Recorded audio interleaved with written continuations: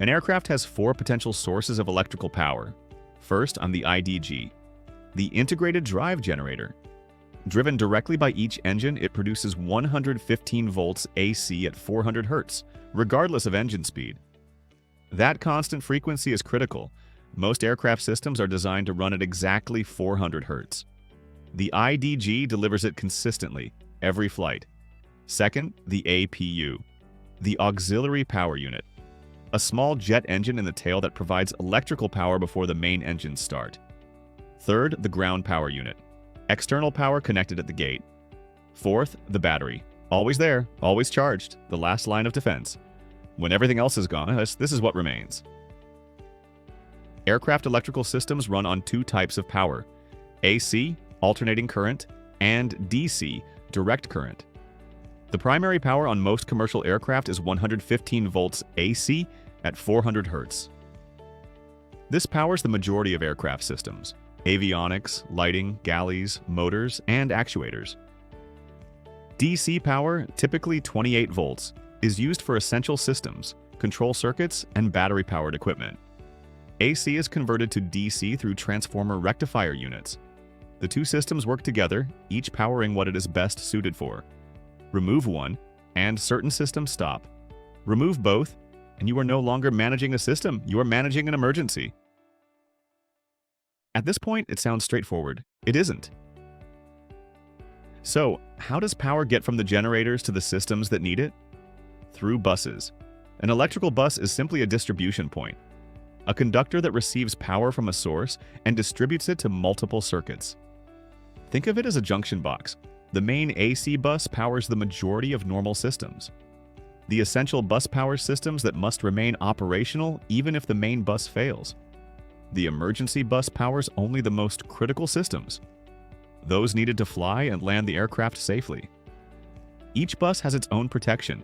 Each bus has a defined priority. If a generator fails, buses shed load automatically to maintain power to the most critical systems first. Not everything stays powered, only what matters most. Every circuit on an aircraft is protected by a circuit breaker, a small but critical device that monitors current flow through its circuit. If the current exceeds the rated limit, the breaker trips, it pops out. The circuit is isolated, the system stops receiving power. This protects the wiring and components from overload, overheat, and potential fire. In aviation maintenance, the circuit breaker is the first question asked when a system fails. Did the CB pop? Because if it did, the system is protecting itself, and something caused it. Reset it, and if it pops again, you have a fault that needs investigation. Never reset a tripped breaker more than once without understanding why it tripped. A circuit breaker does not trip without a reason. The APU deserves its own explanation, because most passengers have no idea it exists. It is a small jet engine mounted in the tail cone of the aircraft. Before the main engines start, the APU provides electrical power and bleed air to the aircraft. At the gate, the APU is what powers the lights, the air conditioning, and the avionics during boarding. Once the main engines are running and the IDGs are online, the APU is typically shut down.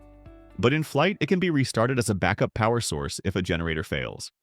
And in a dual generator failure, the APU may be the difference between a controlled situation and an emergency. And then there is the RAT, the ram air turbine, a small propeller that deploys from the fuselage in a total electrical emergency. When all generators have failed and the battery is depleted, the RAT extends automatically into the airstream. The airflow drives the turbine. The turbine generates just enough hydraulic and electrical power to maintain control of the aircraft. The RAT is not a normal operating system. It is the absolute last resort.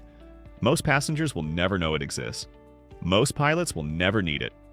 When you see the RAT, something has already gone very wrong, but it is there and it works, because aviation does not leave things to chance. One final concept that surprises most people. Aircraft don't have a traditional earth connection the way buildings do.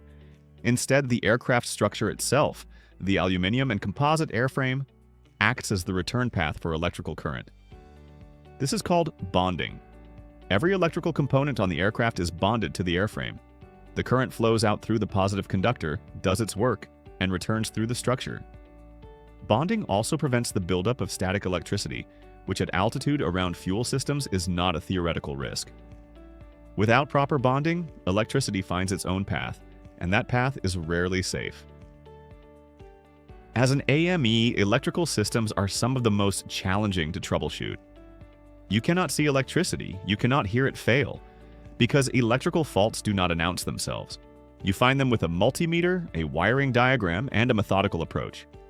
The first question is always the same. Did the CB pop? From there, you follow the circuit. You test, you measure, you eliminate. And eventually, you find it. A chafed wire behind a panel, a corroded connector in a wheel bay, a failed relay in an avionics rack. The fault is always there. The system always tells you where it is, if you know how to listen. That is what electrical troubleshooting actually looks like.